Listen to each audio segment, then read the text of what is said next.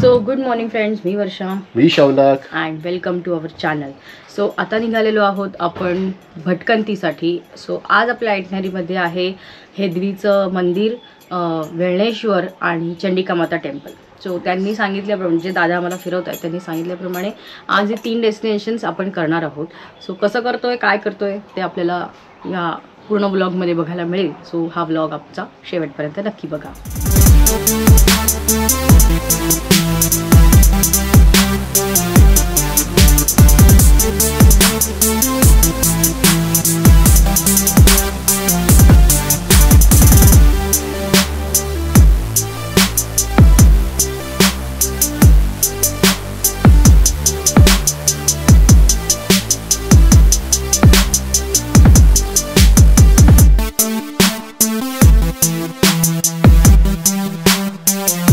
तर जवळपास अर्धा पाऊण तासाचा ट्रॅव्हल करून आता आम्ही आलेलो आहोत ते म्हणजे हेदवीचं प्रसिद्ध दशभुजा गणेश मंदिर.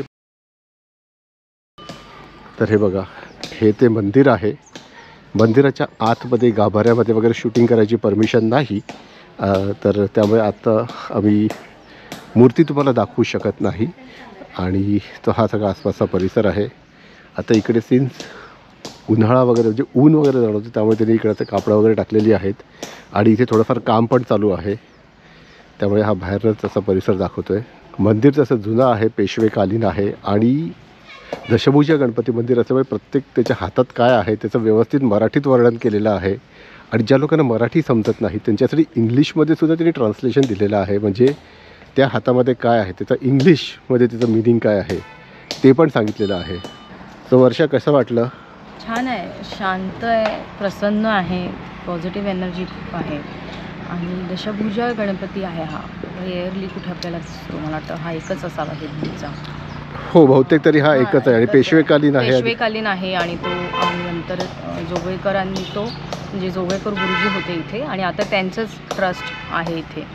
सो त्यांना मी विचारलं, ते त्यांना मी विचारलं तर दादरचे प्रकाश हॉटेल आहे ना, ते जोगळेकर आहे इथे दादरचे. ओके, म्हणजे आपल्या जे डोक्यात होतं ते नाही. मला असं वाटलं पार्लरला पण एक जोगळेकर आहेत जीवन हॉटेलवाले, ते आहेत की काय, पण नाही, हे प्रकाश हॉटेल ज्यांचं आहे दादरला त्यांचे आहे ते. आणि अजूनही इकडे ट्रस्टी सगळे जोगळेकरच आहेत. अच्छा. आणि मागे गणेश उत्सव होतो इथे 3 दिवसाचा, चतुर्थी, पंचमी आणि षष्ठी असं त्यांनी तिथे लिहिलेलं आहे. आणि इथे एक छोटंसं दुकान आहे जिकडे तुम्हाला कोकण मेवा मिळू शकतो. आंबावडी आहे, आंबापोळी आहे, कोकमागळ वगैरे आहे. पण ते असं पाणी बिडाचं हे काही नाही, तर जवळपास म्हणजे पाणी कॅरी करायला पाहिजे लोकांनी. पाणी इथे कॅरी करा. आम्ही आज आणलं नाही आहे, आता मी घेऊ जाता कुठेतरी. ओके. आणि इथे येण्यासाठी रत्नागिरीवरनं जवळ की चिपळूणवरनं जवळ? चिपळूण. आता चिपळूण म्हणजे गुहागरवरनं 40 मिनिटांमध्ये आलो आपण. म्हणजे जरी तुम्ही चिपळूणमध्ये असाल तरी येऊ शकता. चिपळूणवरनं पण येऊ शकता. रत्नागिरीवरनं थोडं लांब आहे, 30-35 किलोमीटर, 40 किलोमीटर असेल बरोबर रत्नागिरीवरून. हां, नाही, थोडं जास्त असेल. ओके. नाही म्हणजे हे कशाला सांगतोय, कारण काही लोकांनी जर समजा रत्नागिरीवरनं हेदवीला यायचं असेल तर तुम्ही तसं तेव्हा आपल्याला रत्नागिरीवर एक दिवस जाईल, एक दिवस अख्खा जाईल असं सांगितलेलं आहे. म्हणजे तुम्ही तसं दिवस प्लॅन करा. समजा रत्नागिरीमध्ये आहात, हे त्यांच्यासाठी आहे. पावस जवळ आहे, ते आपण केलं.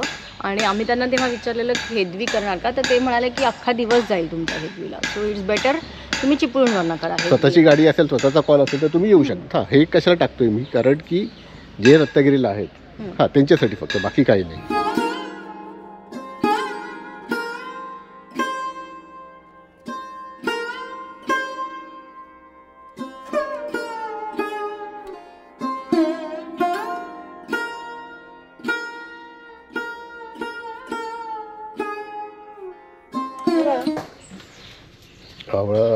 एक आंबा वडी द्या आणि एक आंबा पोळी द्या. मंदिराच्या आवारातच तुम्हाला इकडे थोडंसं शॉपिंग पण करता येतं.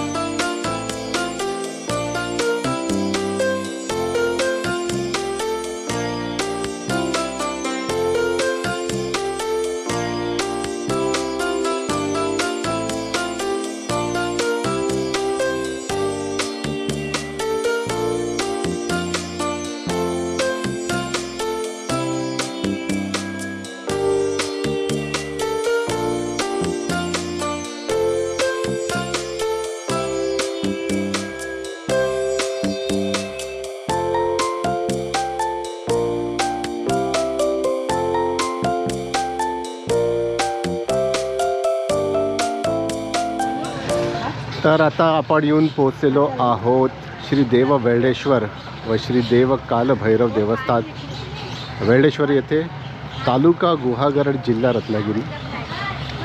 तर इकडचं वेल्डेश्वरचं प्रसिद्ध मंदिरांपैकी एक आणि कोकणातील पण जी काही प्रसिद्ध मंदिरं आहेत त्यांच्यापैकी एक असं हे मंदिर आहे. आणि हे याच्या बरोबर मागच्या साईडला समुद्रकिनारा आहे. तर जर तुम्ही इकडे येणार असाल तर नक्की आवर्जून भेट द्या. मंदिराचा परिसर स्वच्छ ठेवा.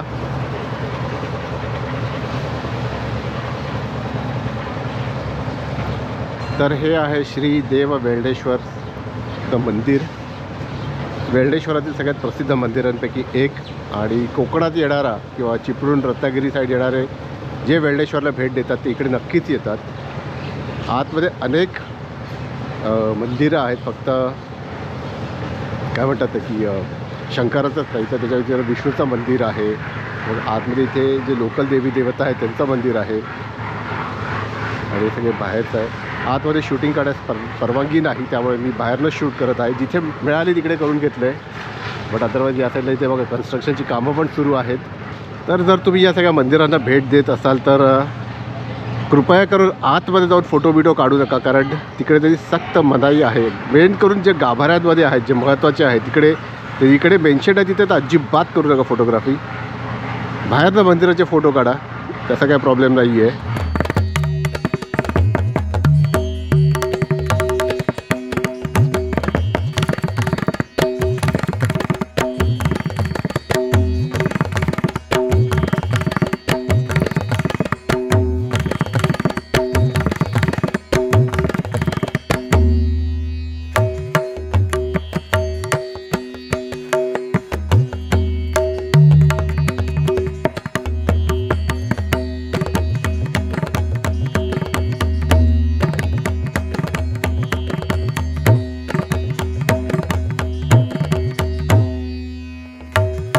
तर देवाचं दर्शन घेतलं.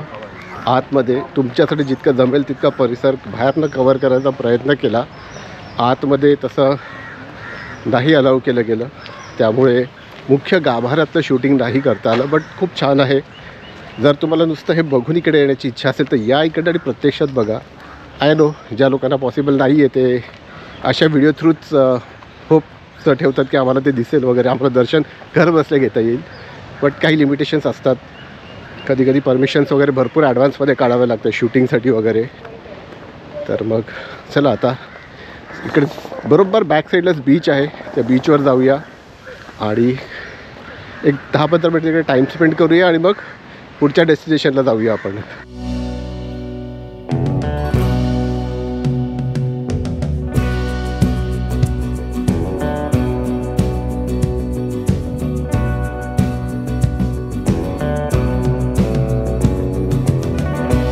आता फायनली आपण आलेलो आहोत वेल्डेश्वरच्या समुद्रकिनाऱ्यावर. आणि हा बघा वेल्डेश्वरचा समुद्रकिनारा. थोडे थोडे पर्यटक आहेत इकडे, बट अजून तशी गर्दी नाही आहे. आणि आता किती वाजलेले आहेत? साधारणपणे दुपारचे 12:10 टू बी ॲक्युरेट.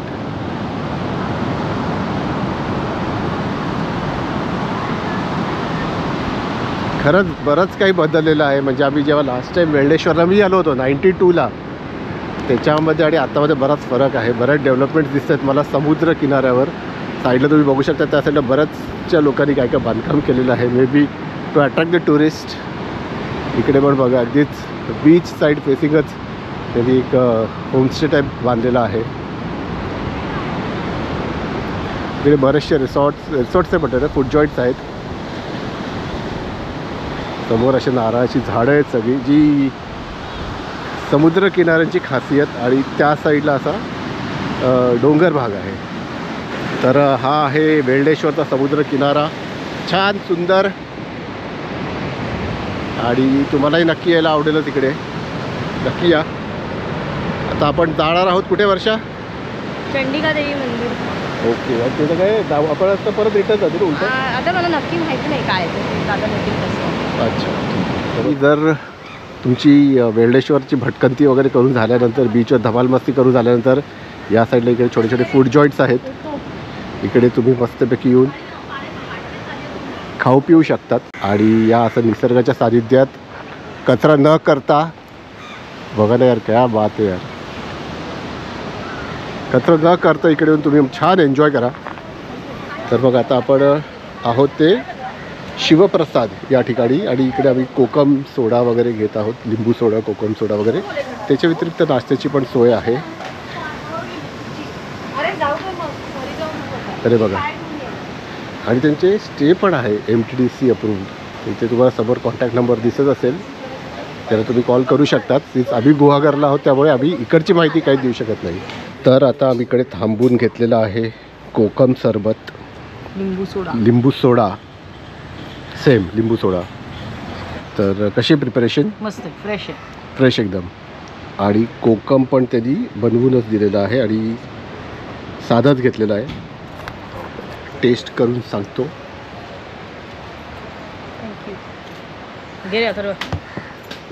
छान, मस्त मस्त. तर वेल्डेश्वरला जर तुम्ही येणार असाल इकडे तर या ठिकाणी आम्ही तुम्हाला बोर्ड दाखवलाच आहे मगाशी. इकडे या, मस्त नाश्ता वगैरे करा, कोकम सरबत वगैरे घ्या, लिंबू सोडा घ्या. त्यांनी सांगितलं साबुदाणा खिचडी पण तयार आहे. काय आलं? आम्हाला त्यांनी मग सांगितलं साबुदाणा खिचडी पण तयार आहे. तसेच आम्ही सगळे नाश्ता वगैरे करून निघालेलो आणि 1-2 डेस्टिनेशन फिरून इथे आलो आहे. नाहीतर मग नक्की घेतली असते.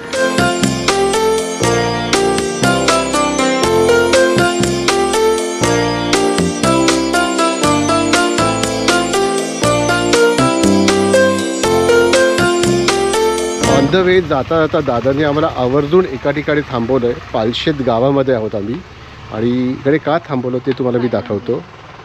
तर हा बघा, पालशेतला इथे दिवाळीत बनवलेला किल्ला आहे हा. आणि ते म्हणाले की हा आवर्जून किल्ला बघा, खूप छान आहे. आणि हा दिवाळीत बनवलेला असला तरी आता बघा ना, छान बनवलं, एकदम मस्त आहे. बरं, इकडे अशा पायऱ्या वगैरे केलेल्या आहेत किल्ल्याकडे जायला. समोरचं मुख्य प्रवेशद्वार, हे सगळे बुरुज आणि इथून लागलेली तटबंदी सगळी. आतमध्ये तुम्हाला जे फिरायला आहे ते सगळं.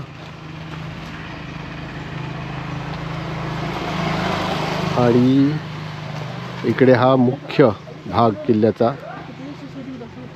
छान आहे, मस्त बनवलं आहे. हॅट्स ऑफ, म्हणजे एवढा मोठा किल्ला त्यांनी उभारलेला आहे, त्याच्या मागची मेहनत भरपूर आहे. छान.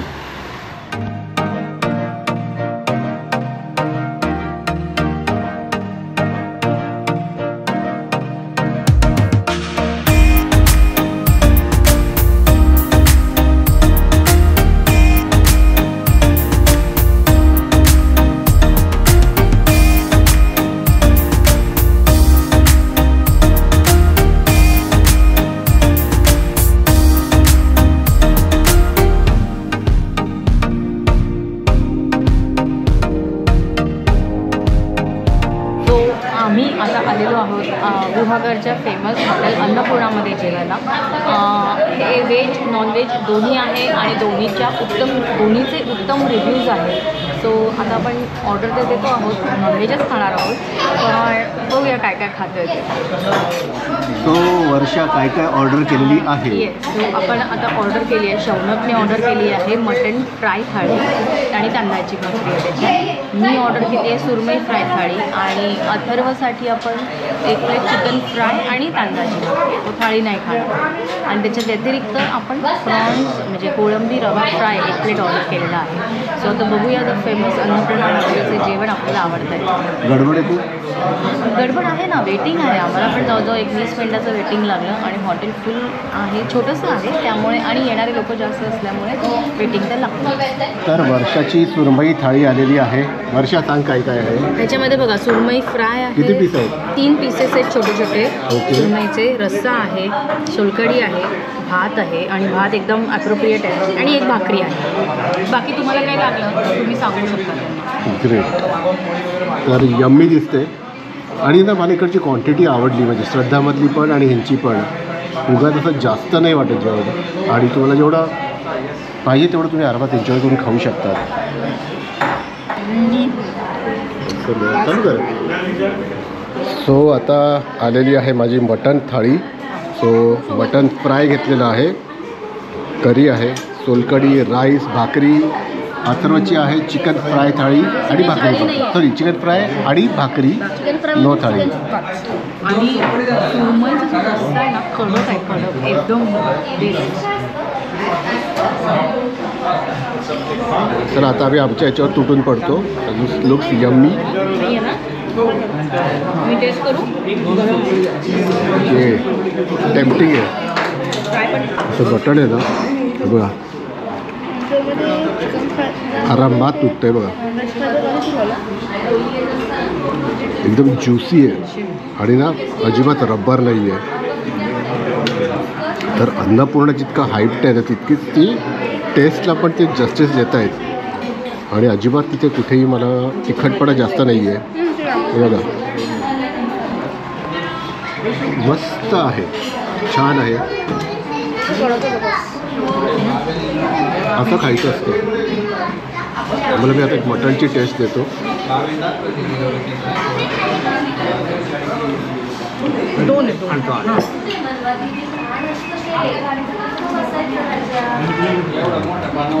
मस्त मस्त टेस्ट आहे. वसूल श्रद्धाही चांगलं होतं, हे पण मस्तच आहे. आणि डिस्क्रिप्शनमध्ये तिथं ॲड्रेस वगैरे मी देईनच. गुहागरमध्ये कोणालाही विचारा तिकडे कसं पोहोचायचं, तर बरोबर तुम्हाला पोहोचवतील. आणि ऑन रोड आहे. अन्नपूर्णा ना गुहागरमधलं एक फेमस हॉटेल आहे.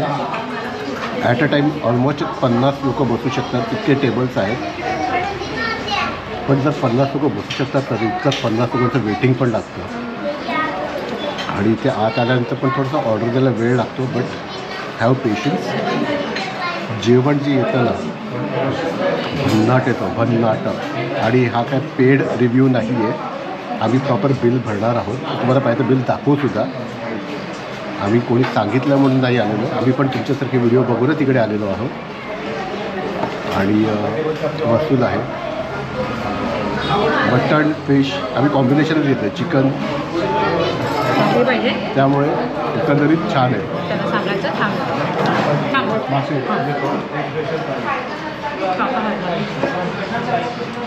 सोलकढी पण छान आहे, हलकीशी थंड आहे.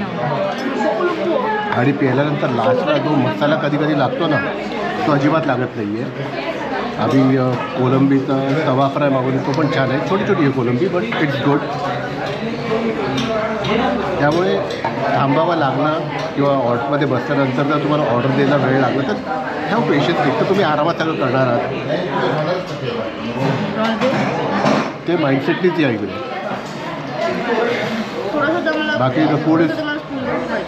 तर आता फायनली पोटभर जेवण झाल्यानंतर आता आम्ही निघालेलो आहोत दाभोळच्या जेट्टीकडे. आय गेस ते तुम्हाला साधारणपणे कळेलच काय आहे. पण हा ब्लॉग आम्ही इकडेच थांबवतो. आवडला असेल तर लाईक, शेअर, सबस्क्राईब करा. आणि अन्नपूर्णामध्ये नक्की जेवायला या. तर भेटू आपण लवकरच नवीन ब्लॉगमध्ये. तोपर्यंत बाय बाय.